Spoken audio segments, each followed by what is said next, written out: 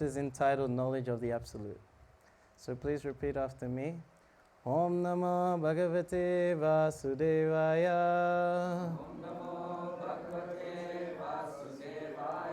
Om Namo Bhagavate Vasudevaya.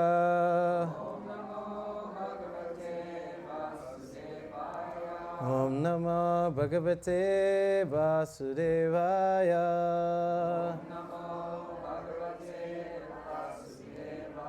Om Namo Bhagavate Vasudevaya.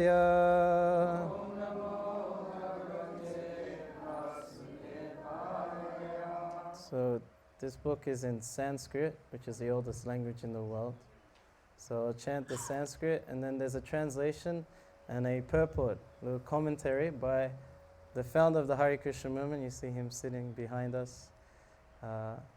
You'll see in every Hare Krishna temple we'll have like an altar which has pictures or a statue or what's called a murti of Krishna or his different expansions. And then they have, to remember our spiritual master, we have him in every temple. So this is there's a commentary written by him. So this is the Sanskrit. Deviye shugunamayi mamar maya duratya mameveye pravantyante māyāṁ tarantite. So we can repeat the word for word translation. So repeat after me.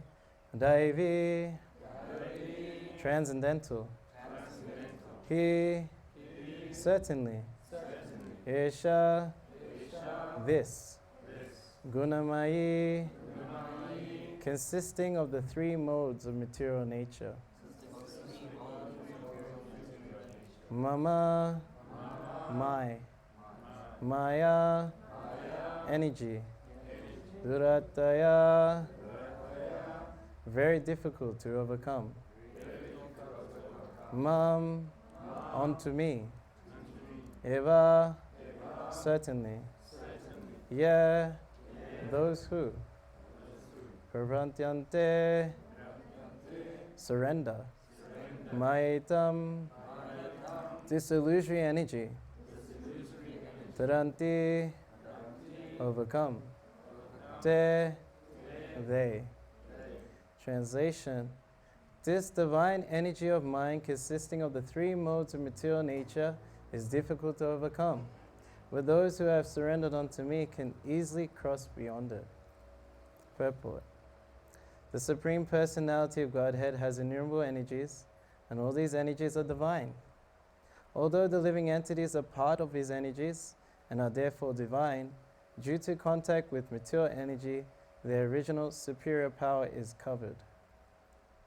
Being thus covered by material energy, one cannot possibly overcome its influence. As previously stated, both the material and spiritual natures, being emanations from the Supreme Personality of Godhead, are eternal. The living entities belong to the eternal superior nature of the Lord, but due to contamination by the inferior nature, matter, the illusion is also eternal. The conditioned soul is therefore called nitya-baddha, or eternally conditioned. No one can trace out the history of his becoming conditioned at a certain day in material history.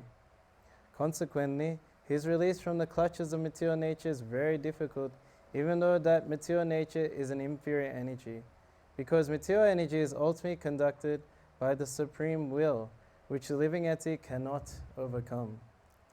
Inferior, material nature, is defined herein as divine nature due to its divine connection and movement by the divine will.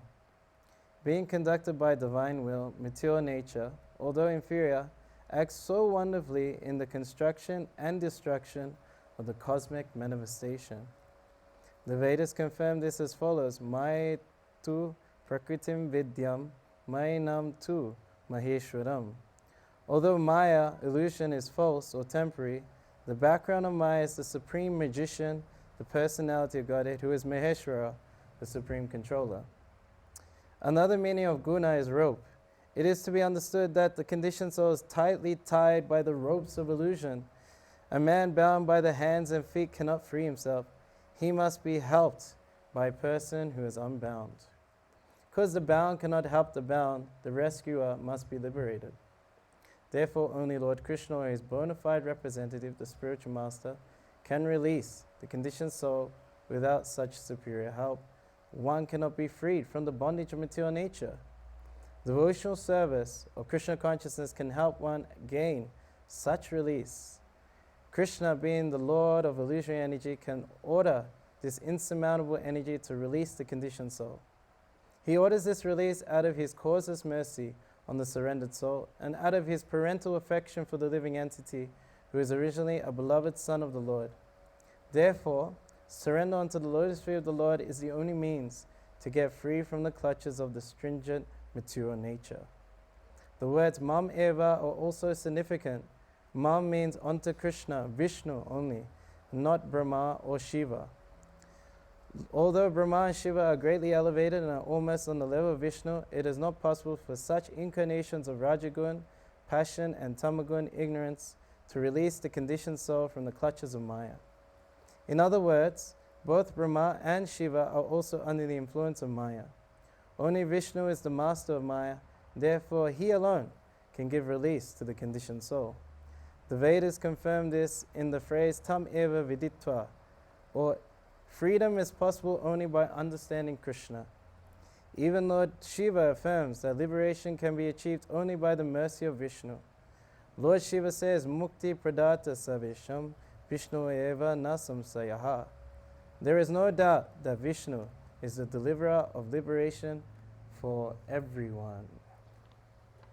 End of purport. Om Gyan Divinandasya Gyanana Shalakya Chakshumitam Yena Tasmai Shri Gurave Namaha Shri Chaitanya Manobhistam Stapitam Yena Bhutale Swayam Rupa Gadamayam Dadati Swavedantikam Vancha Kapatarubhyascha Kripa Sindhubhyevcha Patitanam Pavnebhyo Vaishnavyo Namo Namaha Jaya Shri Krishna Chaitanya Prabhu Nityananda Shri Advaita Gadadhara Shivasiri Gauda Bhaktarinda Hare Krishna Krishna Krishna Hare Hare Hare Rama Rama Rama Hare Hare.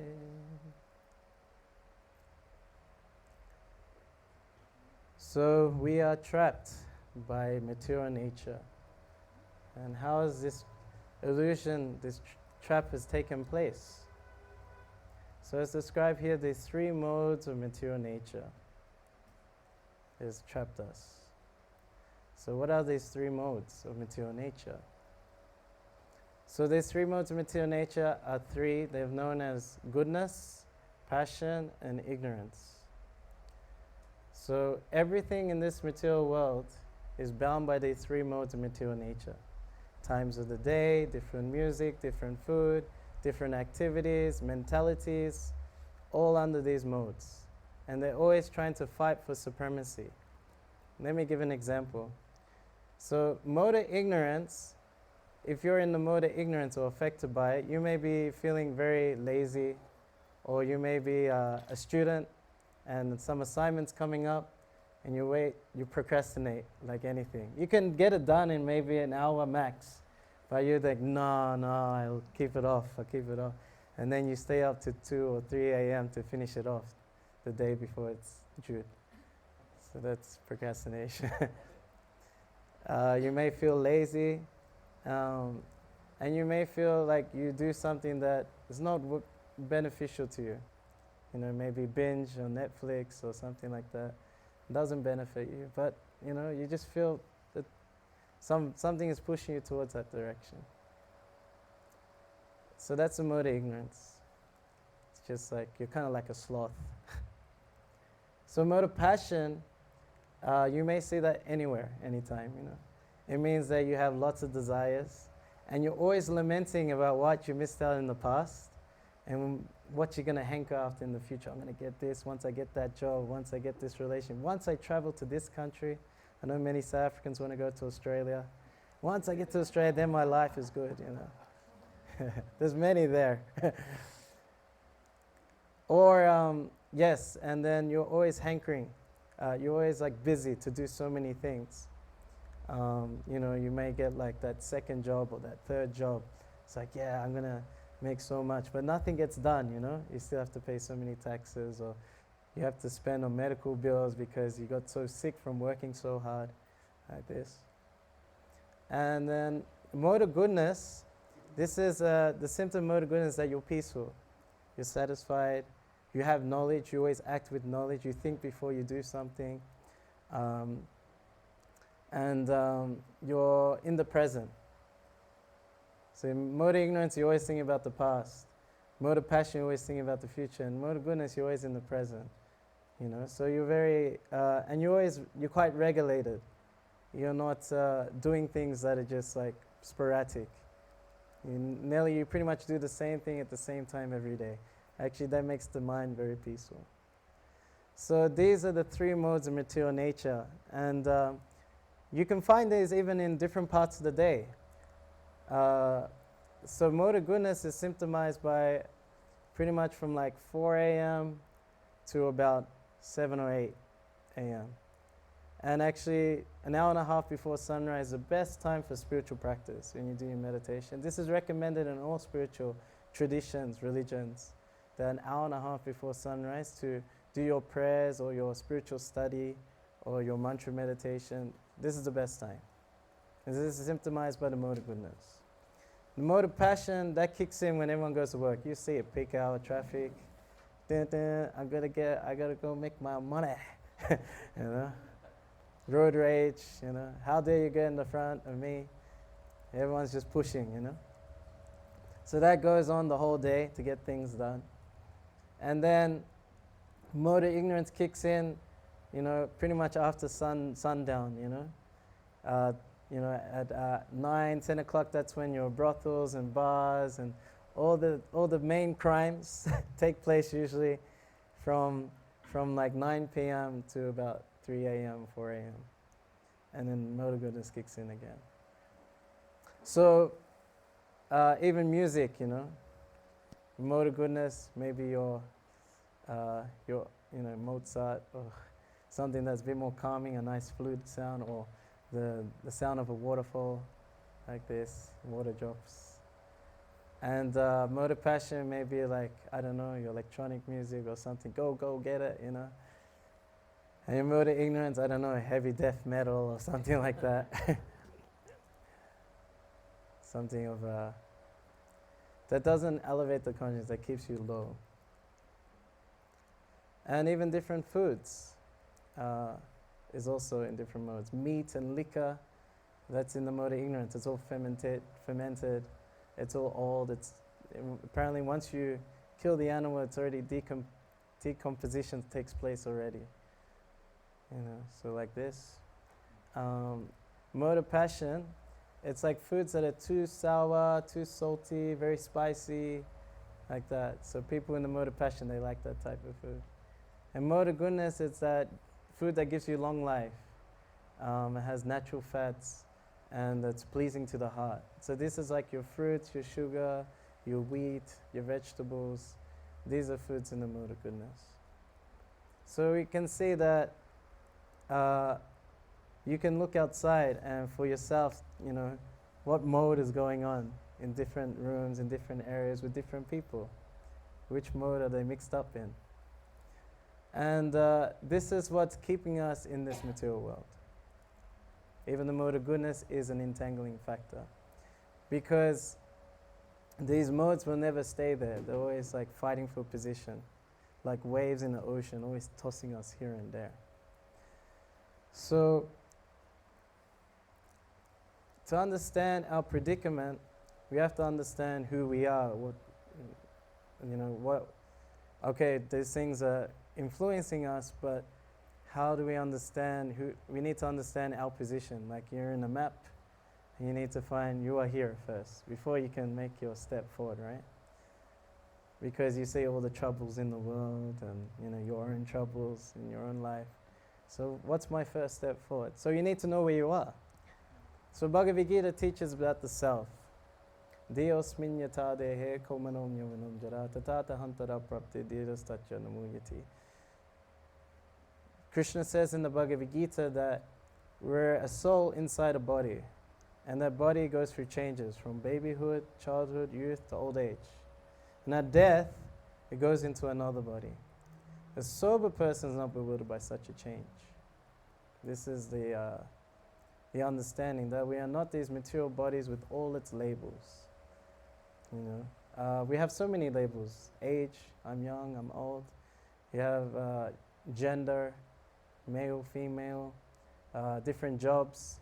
I'm an electrician, I'm a IT professional, I'm a business owner, I drive a truck, I'm unemployed, I'm a student. But this is all labels.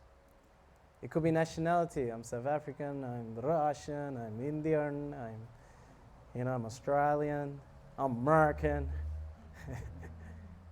So like you have to prove it by your accent. And also, so you see all these things are subject to change. You can change your nationality, go overseas, get new citizenship, and you go to the ceremony, I give my life to this country. Or you can change your job, your age is always changing. You used to like a different type of music before, now you like something else, or you act more mature now. Maybe you act more immature, I don't know. Comparing to your age. And even your gender can be changed. People are changing gender even. But you still remain the same, the witness of the change. Even one can change their skin color. Michael Jackson proved that. That you can change even your skin color. But who is the witness of all these changes? So that is the self. That is the spirit soul. And it said, the scientists say, every 7 years, all the cells in the body completely replaced. That's not, every time you look into the mirror, you think, hey, beautiful, hey, gorgeous, looking good. It's a different person, I'm sorry. It's not who you are. We keep changing all the time. This body is always changing, we remain the same, we're witnessing it. Even in our language, it's always changing. And then, if I can can you volunteer for me? Okay, come stand here. Give him a clap. So you can face them. And I ask you to point to your shoulder. My shoulder? Yeah, you have one? Yeah. Okay, very nice. Point to your elbow. Yes, point to your nose. Point to your ear. Point to your knee. Now point to you. That's your chest. Yeah. Point to you. It's still your chest. Still your chest. Inside your chest. Yeah. Yeah, but that's still your chest. But you come on. Point to you. Yeah. Did a circle around your head. All right, give him a clap. Thank you so much. So you can see that even in our language, if I say, these are my glasses, this is my garland, this is my t-shirt, it's all separate from me, from the things. For me, I'm the self. Who is that? We don't say we say my hand. We don't say I hand. We say my head, not I head. Say my mind, when not I mind. But who's the owner of all these things? So that's the spirit soul. So we're forgetting all about the true self. We're doing everything for the body. And that body is actually material. And the soul is spiritual. So the difference between the material body, or this material world, and the spirit soul is 3 qualities of the soul. It's eternal, full of knowledge or consciousness, and it's full of bliss. Whereas the body, it's temporary. Doesn't last forever, unfortunately. There's an expiry date on it. Once you're born, there's an expiry date already there. Apparently it's written on your hand. If you're good at palmistry, you'll know when the expiry date kicks in, or the deadline. So it's temporary. So then if you identify with that body, then there's anxiety. That's why we're always trying to protect ourselves in so many ways, trying to keep healthy, going to the doctor, avoiding pandemics and stuff like this, just because we identify with the body. But actually we live forever. That's pretty much who we are. So the soul is actually fully conscious. It's alive. You can tell what's the difference between a live body and a dead body, right? Maybe you've been to a funeral, and it's someone's grandparents or someone's parents or brother or sister, and they're there crying. And they're like, what are they saying? She's gone. He's gone. But imagine a little kid is there. They're like, what are you talking about? Grandfather's still there. What do you mean he's gone? He's there. He's just sleeping or just lying down. No. You know that's actually the soul has left the body. Like that. So it's actually the soul that's animating the body, kind of like a glove. And on its own, it's dead. But you put your hand in there, it becomes animated. So it's actually the soul that's animating the body. Kind of like a drive in a car. You keep driving, and then the car gets into an accident. Even though it's like $1 million car, everyone's worried, is the driver okay? The driver is more important than the car. So in the same way, the soul is more important than the body. It's actually always dead. It's never really alive. So the soul is eternal, full of consciousness, and it's full of bliss, full of happiness. We always want to have a good time. But the body, unfortunately, is full of misery. And you're thinking, no, I can have so much fun with my body. Look what I can do with my body, You show how much you can enjoy with your body. But really, can you really enjoy so much with this body? Say if I get my thumb, and then I say, such a nice thumb, I wrap it up in silk, I show off how cool it, maybe I'm a hand model, I get a lot of money from my thumb. But if I get my thumb, and I get a hammer, bang! The pain compared to the pleasure you derive from it is greatly proportionally different. It's so much more. But the soul is actually always wanting ever-increasing happiness. That's the reason why we do anything. Why we go to school for 15, 20 years. If you're a PhD, maybe 25 years. Why you go to a job every day. Why you travel, why you have relationships. Why you do anything is pretty much for happiness. But unhappiness comes automatically. Distress comes, isn't it? You never try. No one tries for it. We don't try for it, but it comes. So it's a bit of a problem. So what is the thing that gives us most happiness in life? Most of the time people say sex, money, and prestige. This is what everyone's chasing after in this material world. But they always run into trouble. You just look at any celebrity, so many drug overdoses, so many suicides, so many scandals. They always run into a great misery. And even if you were to have the perfect material life, unfortunately, you still have to face disease, old age, and death. No one wants it, no one can cure it, but no one can avoid it.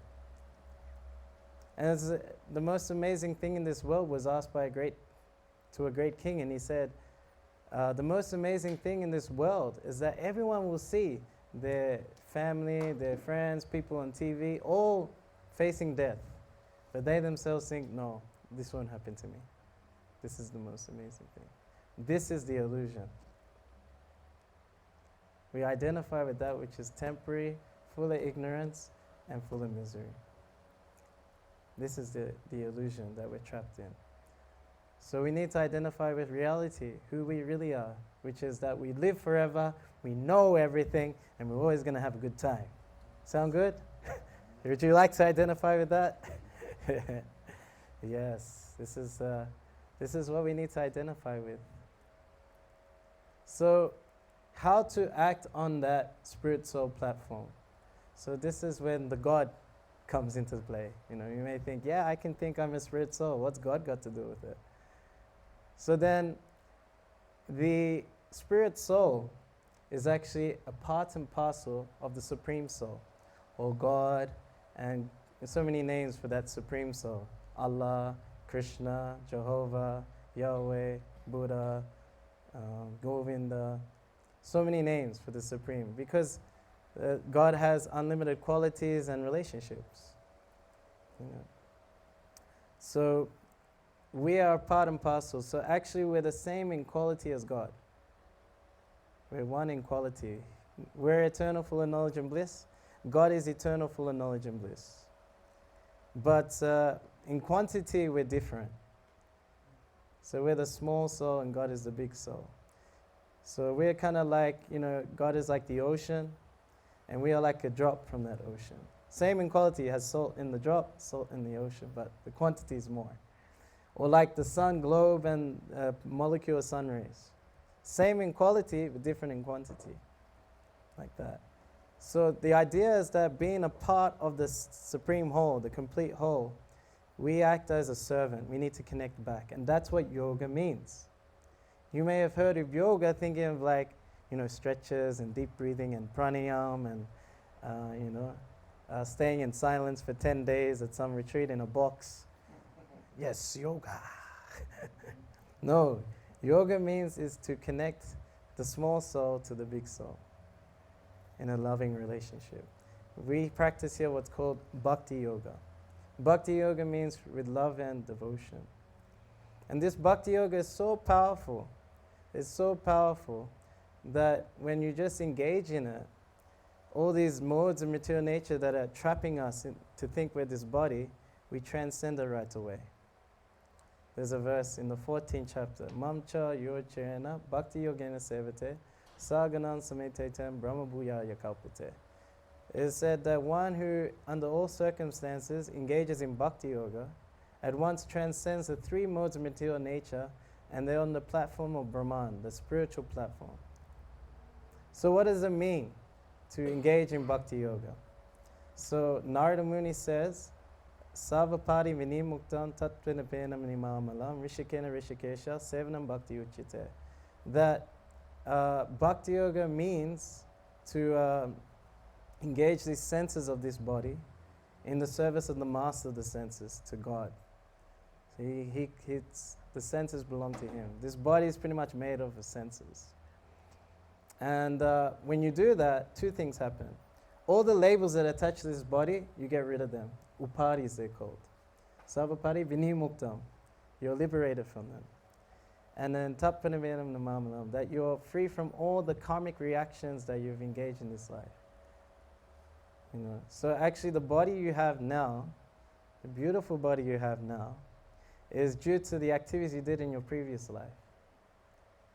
That's pretty much, this is the main definition of karma.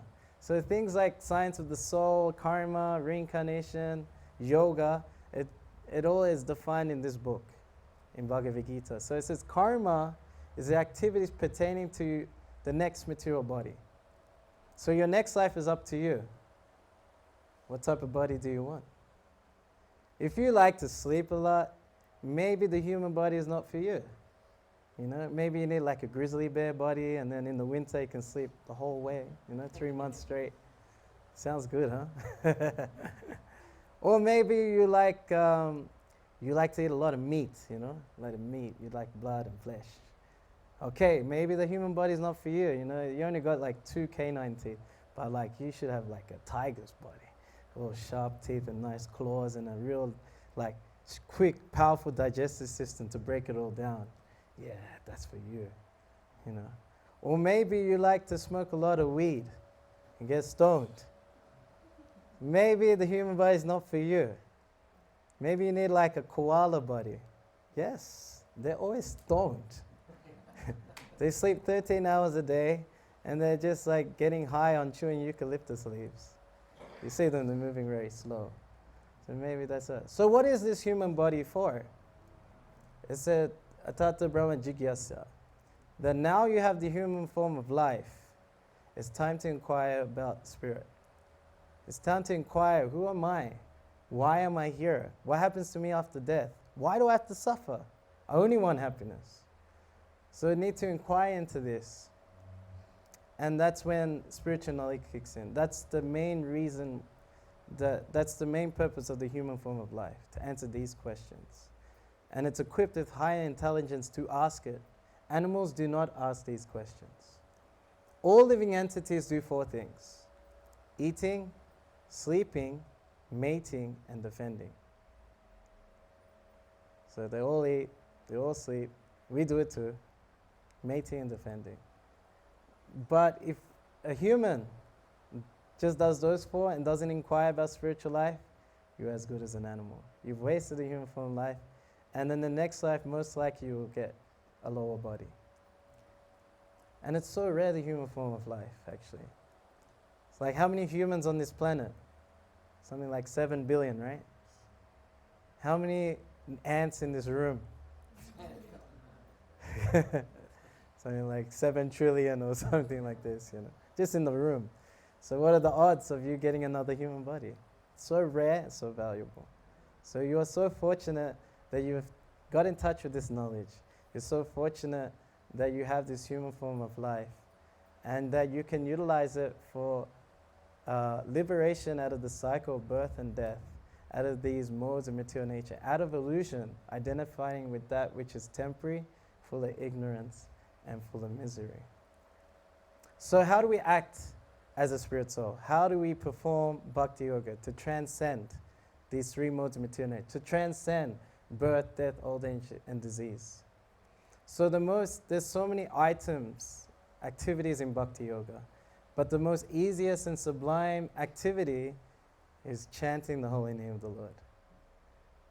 This chanting is so powerful because that name of God, Krishna, is non-different from Krishna himself. It's said when you chant the Hare Krishna mantra, the spiritual energy and Krishna himself are dancing on your tongue. Your tongue becomes a dance floor. Have you ever thought that way before? A dance floor for God. Yes, this is the celebration of Krishna consciousness. It starts just like that, and it keeps going. So this chanting, this mantra that we chant is actually a prayer. It's a prayer to experience unconditional pure love. I've been embarrassed and heartbroken so many times, isn't it? How many times have you been heartbroken in this life? Could be from friends, could be from family, especially when you lose a loved one. You have such a relationship, there's like a juice that you exchange with each other. But then when they leave the body, that's cut off. So imagine when you die, all the relationships you built, all cut off. It's like everyone dies. So the soul needs to experience a love that goes beyond time, where no one dies. So that relationship you can have with Krishna, with God, it never ends. It's eternal. And it's beyond, that love is actually beyond space. I don't know if you experienced it. Maybe you're in primary school and you had the best friend in your class, and you're like, yeah, we're going to be best friends forever. Yeah, you and me, we're like that, And then the next grade, you're in different classes and not so close anymore, just because of space.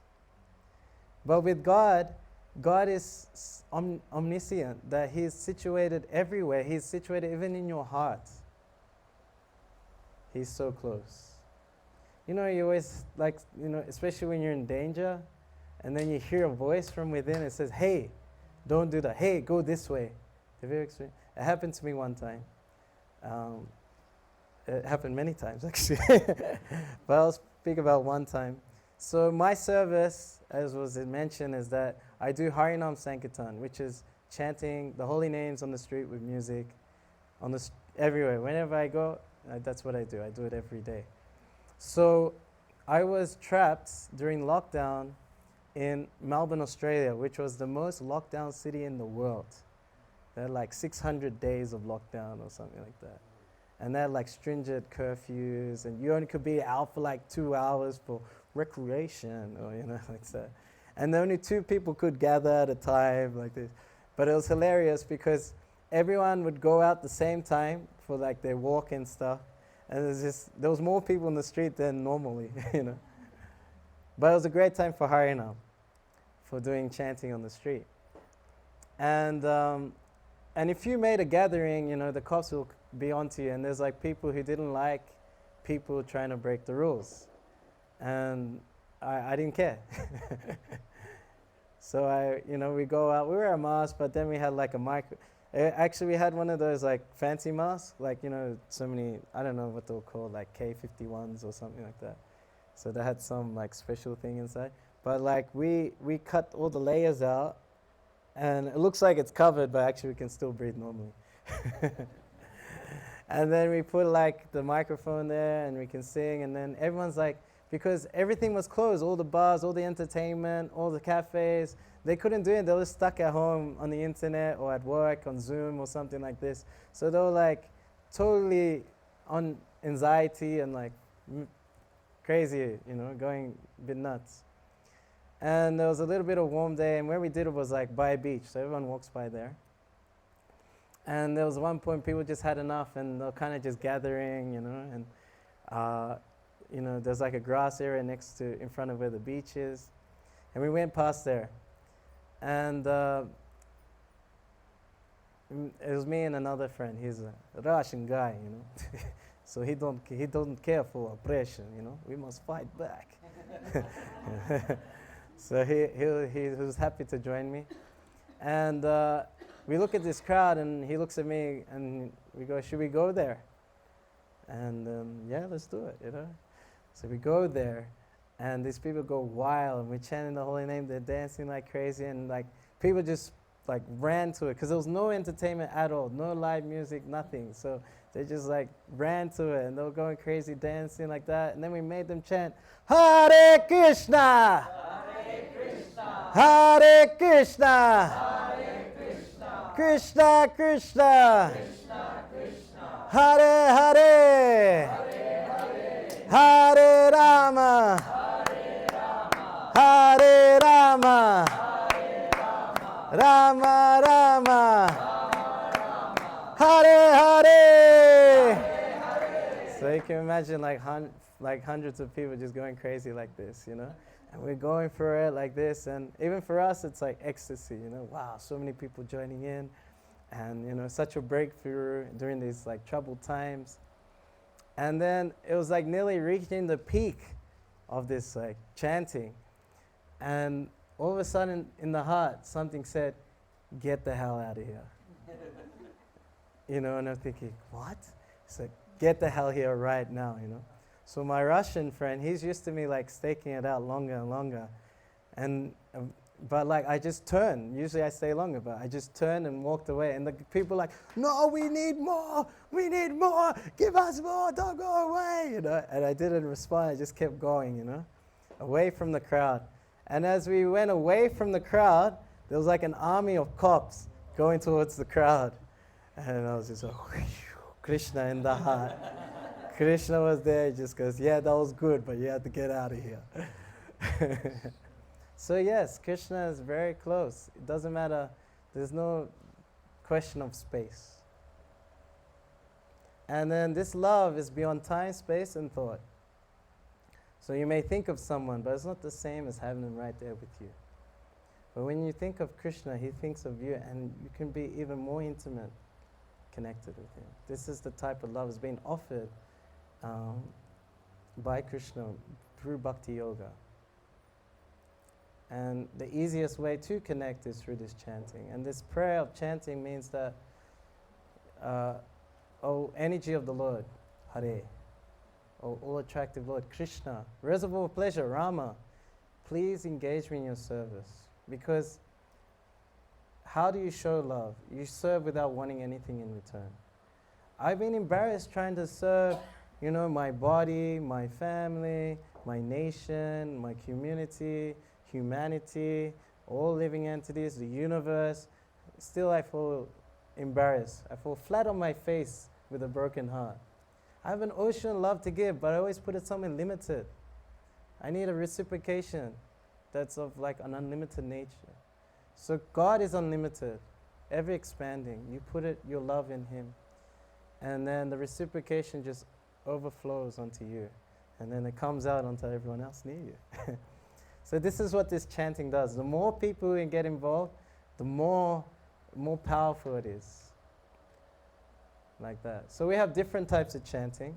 So some of us have beads who are practicing, and we chant on beads.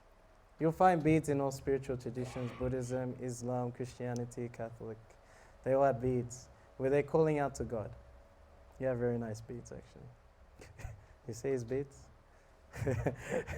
Amazing. And we chant the mantra on one beat at a time. Hare Krishna, Krishna Krishna, Hare Hare, Hare Rama, Rama Rama, Hare Hare. So we're praying that we be connected again, that I can experience that unconditional love that I've been looking for. There's chanting like we did in the temple, inside with other devotees. This is called kirtan, and this is also very powerful because all devotees, they've carried some blessings with them because they have done some connection, some service to God. So then along with the chanting, you kind of ride their wave. It feels amazing like this. And then my favorite type of chanting is called Harinama Sankirtan, which means you go out on the streets into the public, people who have no idea what's going on. We're just going to just blast through into their lives with like a bubble of explosive ecstasy happiness, like this. So that's the most amazing one that I experienced, because the nature of the material world is like you're trying to grab everything for yourself. Is it for me? I got to keep my stuff now, I can't give you. But in the spiritual world, happiness is derived more when you give. The more you give, the more you end up having back.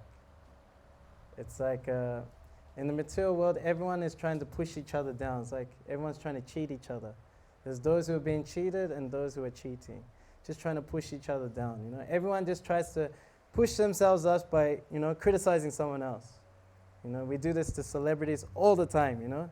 Boost them up. Wow, amazing! Yes, #1 hits or #1 movie. And then we can't wait. We push them so hard, and then we can't wait till some scandal or something happens. So we just cut them down, watch them fall. Yeah, he suffered. I'm so happy. But no, a spiritual realized person is para dukkha dukkhi.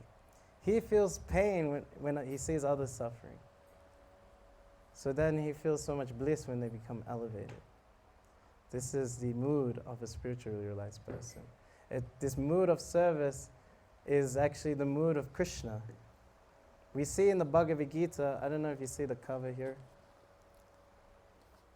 So Krishna is the chariot driver of his friend Arjuna, the warrior. So God is becoming the chauffeur. Can you imagine, like, say, the president of South Africa, he drives up, there's a limo waiting for you, and who's in the front, who's in the driver's seat? What's his name? Who's the president now? Ramaphosa. He's still, huh? Okay. Ramaphosa. His name is very good. Making everyone chant the holy name. Yes, this is also, it's just as powerful. So yes, Ramaphosa is there. Harinama, jump in. But it would be amazing, right? Why would he take such a humble role? So actually Krishna's mood is that, no, I am the Lord and now you should all serve me, bow down, like this. No, he wants to experience what it's like to be subordinate to his loving devotee. This is the greatest happiness God experiences. It's a competition of service. No, it's not me, put you up. No, it's not me, I'll put you up. So the devotee is trying to glorify and push up the Lord. At the same time, the Lord will glorify his devotee. This is the mood of the spiritual world where the soul belongs. In the spiritual world, every day is a festival. Every day. We don't wait till the weekend. We don't need to drink anything or take any drugs. No. Every moment, every day, we're going to have a festive occasion. Every step's a dance. Every word's a song, and every meal's a big feast. But in the material world, every day's a funeral. Every step, you can die, you know? There's danger at every step. You know, every word is like a criticism, you know? Just jump online, and on Facebook, everyone's ready to criticize. You know, your whole life you're being criticized. You know, it's like crickets, you know. Always you hear these crickets of criticism in your life. And like, whatever you desired, your dreams, say you wanted that job or that university degree or that relationship, it always falls short of the dream. Spiritual life, bhakti yoga, this invitation we have for you is to live a life beyond your dreams. Our ability to try and, you know, set a life of happiness is always limited. We always compromise something. But God has a greater, bigger plan for you. He's the supreme enjoyer. I'm sure He knows how to do it. Who better to party with, you could say. So, by connecting through bhakti yoga, and especially through this chanting, there's also hearing, there's also remembering of Krishna's activities on this planet 5,000 years ago. There's also offering prayers, serving in a temple to the form of Krishna, and just pretty much ultimately what we're supposed to do is surrender everything. And this is what this verse is suggesting, that we surrender our will to Krishna. It's like, I tried my best to try and be happy in this world. Nothing really works. Let me try your plan. What is it? Let me try it out. So pretty much God's plan is to make sure everyone is happy. And the best way that they can be happy is if they're connected to Him. So you may think, no, come on. Give everything to God. You know, I mean, is there anything for me here? Do you ever think about that? I can't give everything to God. I can't give everything to Krishna. There needs to be a little world for me. Don't worry, you'll be fulfilled. Because there's two analogies that illustrate this. Just like if you want to water a tree, you can water each leaf, twig, and branch. Will it nourish the tree and all of it? No. You have to water the roots of the tree. So if we give our love, our service, to the root of our existence, just like if you water the root of the tree, all the twigs, the branches, the leaves get full nourishment beyond their own capacity. So if you water the root of our existence, Krishna, God, we'll be fully nourished with love beyond our own capacity. And that includes all our family members, that includes all our nation, all the living entities. Everyone's included in that. Because God is all good. So then His will, doing His service, His mission is also all good. It will benefit everyone. We won't miss out. Another analogy has got to do with the body. So there's different parts of your bodies: eyes, ears, nose, hands, legs. They all do so many things, but who gets all the food? The stomach, right? That's not fair. You know, the hands are doing a lot of work. Eyes have to look where we're going. The nose has to smell whether it's good or not to eat. The legs have to run everywhere. So shouldn't they get something? So they all go on strike. That's it. We're done with this stomach. He's just getting everything. Stuff it. Stuff the stomach. Now it's our turn. You know? So then the hands, they grab a piece of cake, try to absorb it in itself. It doesn't work. You know, the eyes try and get something, put it in there. You know, the feet, you know, they start smooshing different foods. Nothing's working. And all of a sudden, all the different bodily parts start losing energy. The eyes, things get blurry, the hands all limp, and the legs can't really stand up anymore.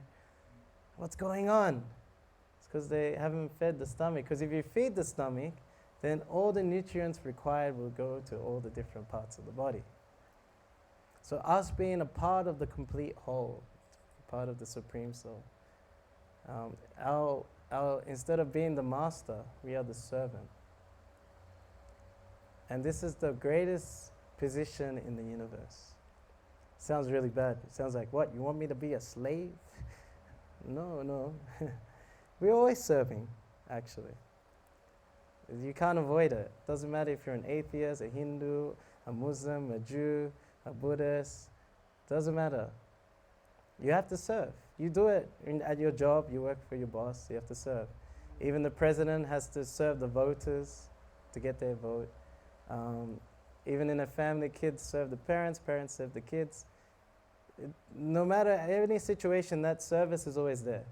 This is called Sanatana Dharma, the eternal essence of the soul.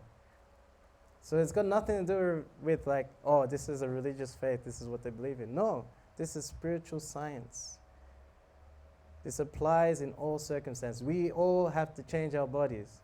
The Muslim, the Jew, the Christian, the atheist, all have to change their bodies. They all have to serve. They're all searching for unconditional love.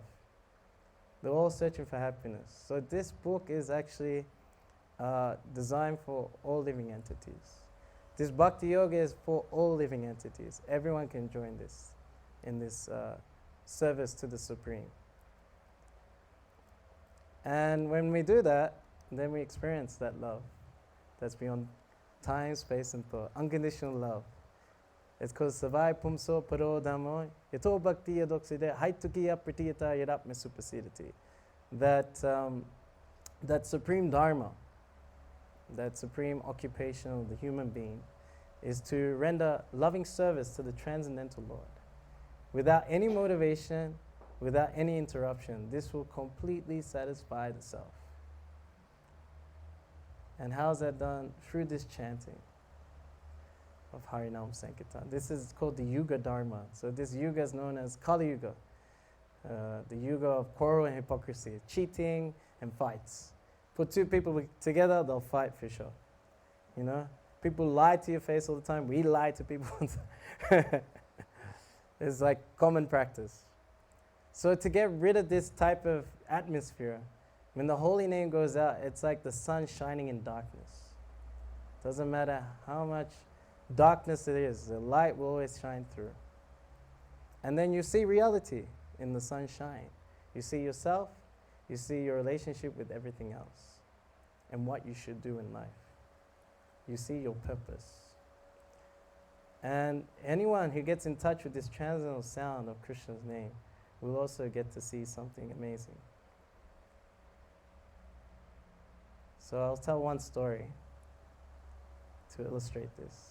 So one time we were chanting in New York City, and I used to be part of a group of like 10 monks, and we're all from different countries, traveling around the world doing this every day. So we got into the metro, and we're still playing the instruments and everything. It's a packed carriage. And there was like sort of like this homeless drunk guy, you know, and he starts getting angry at us. And he goes, "You Hare Krishnas, you guys better get off the next stop. Someone's gonna get hurt." Like this. We kept playing, we didn't care. And then we had like someone playing accordion. And, we'll sing this tune. You know, it goes like this: Hare Krishna, Krishna Krishna, Hare Hare, Hare Rama, Hare Rama, Rama Rama, Hare Hare. So this guy would swear at us in the tune. "You Hare Krishnas, better get off now, I'm gonna kill you." So the whole carriage is watching this guy. All of a sudden, this guy, he gets up from his chair and he's like walking towards the singer with the accordion. And he gets right in his face. And then the singer gets scared. He goes, "Hare Krishna, Hare Krishna, Krishna Krishna, Hare Hare, Hare Hare." And this drunken guy goes, "Hare Krishna, Hare Krishna, Krishna Krishna, Krishna Krishna, Hare Hare, Hare Hare, Hare." "Look, you're not even singing anymore. You guys better get off the next stop or someone's gonna get hurt." And he sits back down. So the whole carriage is watching this, you know. For some reason, we keep playing, but we play louder. So the drum, he's playing louder. You know, I'm playing cartels, I play louder. And he's just calling everyone up. You're dead. You're dead, like this. And we have one monk with us. He rides a bicycle. And he rides behind the Harinam party. And he has a basket of books, so he gives books to people. He says he's interested, and he gives them books. And he has a vuvuzela. He went to South Africa. It's from Czech. He has vuvuzela, and he starts going, boom, boom, like this. And then the angry guy goes, you're dead, like this. And then he has a cap, and then he pulls it down, and he starts shaking. And he's turning red, like this, shaking, turning red, like this. And there's one man sitting across from him, and he's watching him, Everyone's watching, but he can see a bit more closely, So he sees from underneath the cap, there's like a small smile coming, like this. The man sitting opposite the drunkard, he just goes crazy, and he starts running up and down the carriage, telling everyone, they're changing him. They're changing him. I can't believe it. They're changing him. Like this. And then all of a sudden, the smile gets too big. And then he looks up and he's like this. And we're like, we give him a mantra card. And then he leads the kirtan. Hare Krishna, Krishna Krishna, Hare Hare, Hare Rama, Hare Rama, Rama Rama, Hare Hare. Whole carriage just erupts in applause. Yeah, woohoo, yeah, right, like this, And yeah, he was just so happy, And then we got to our stop, and everyone cheers us. That guy goes, yeah, you guys did it, you changed him, you guys did it, like this. And then the drunken guy, he waves at us, pulls a big bottle of gin and goes, hey, like this. And I mean, that happened in a span of like 15, 20 minutes. He was like a pure demon ready to kill us. And then he just transformed into like this saintly personality, It was amazing. He was in the deepest, darkest illusion. But just by the power of the sound vibration, the holy name, and having devotees there chanting, he saw reality, which means I'm eternal, full of knowledge and bliss. And I deserve. My place is to be with Krishna. He experienced that. So this is the power of chanting every day and keeping illusion away. Hare Krishna. Is there any comments or questions? Spoke on a lot of sections. If you're going to ask a question, I need you to hold this little mic so I catch on the recording.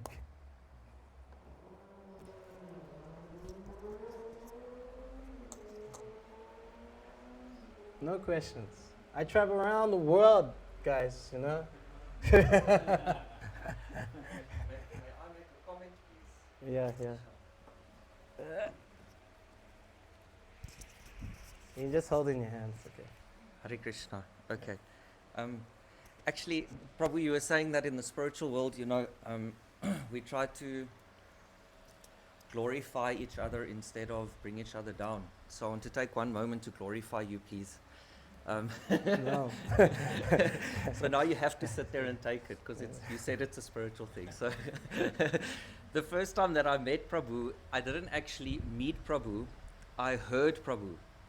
I was working here in Hatfield Plaza, and I was standing in my shop, and I was just hearing, it was so random. I was so new to Krishna consciousness, and I just hear kirtan coming, someone is chanting inside the wall, And here's Prabhu, and it's kirtan, and Prabhu was with him, I think. And I suddenly see these two saffron-covered individuals chanting all the way to the Pick and Pay. And then when they got to the Pick and Pay, they ended and they went in. And then I followed them. I introduced myself, and it so happens they were there to buy some cheese for offering for the Lord. And then when they left the Pick and Pay, they carried on coming back. So I wanted to say that Prabhu's not only, when we said that he goes out every day chanting Harinam, we're not just saying that, he literally does that, even when he's just going to go buy cheese. And I find that very inspiring, Prabhu. Thank you. I feel like maybe I can also imbibe that type of mood even though I can't chant, but maybe when I go buy cheese, I can distribute a book, you know, or say a kind word to somebody or give them some prasadam. So thank you for being inspirational, Prabhu. I really appreciate it. And thank you for your talk today. It was really wonderful. Okay, I don't even Thank you. remember that. Yeah, thank you. Yeah, so you brought up some other thought. So my spiritual master, His Holiness Kadamba Swami, said that when you first come to Krishna consciousness, you get what's called the nectar cup. It's like a thimble, it's very small.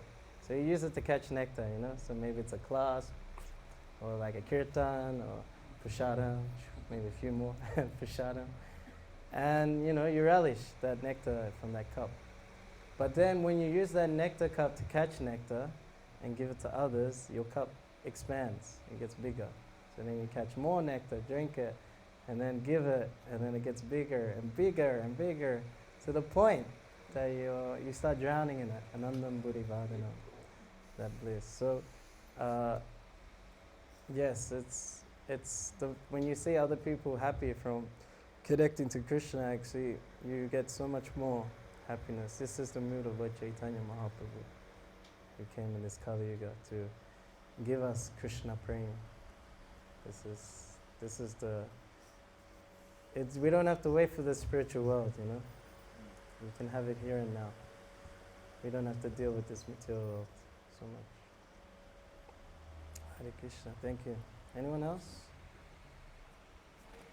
Okay. Sorry. Because I know it's going to be really good questions, so I want to record it. Hare Krishna, Prabhu. It's okay, just hold it in your hand like this, it's okay. Like this, Yeah, okay. it's fine. Firstly, thank you for the wonderful class and for your association. And we really appreciate, all the good advice that you've given. So you said you've been around the world, and we are aware of that. As ISKCON Pretoria is a preaching center, what advice can you give us to attract the youth and younger devotees? What advice can you give us? What are they doing around the world? Yes, no problem. Very nice question. So, you're very fortunate that you have this university just here in Hatfield. And in Hatfield, all the university students stay there. So, to have maybe a weekly, some book distribution or Sankirtan, I know it's intimidating to walk around and chant and dance. That I can understand. But if you come all together as a project, where you have like a book table and maybe some prasadam and then maybe some sit-down kirtan that you do weekly or every 2 weeks, and at a time where there's many people, especially students in that area, at least they'll get to know you. What is this about? You know? And you can just say, just up the road here we have a center, you can learn more about it. You find out what they're into. If it's more kirtan, okay, we'll teach you kirtan. If it's philosophy, we'll give you more philosophy. If it's prasadam, we'll give you prasadam. So I guess that initial connection will help. We have to sort of go out of our way to connect with them.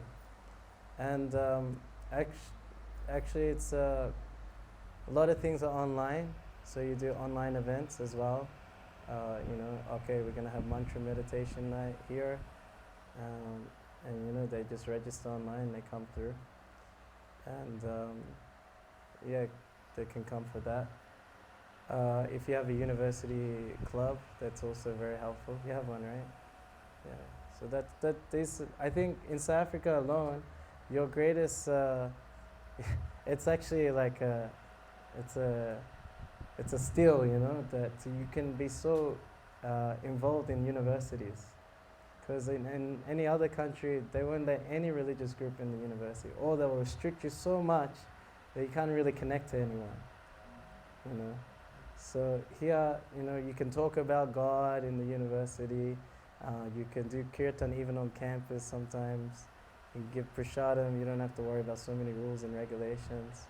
So actually, I feel if you put pretty much 99% of your energy into the university, preaching, connecting with students, and they don't have to come here straight away. They just have to associate. Our main commodity is the personality of a devotee.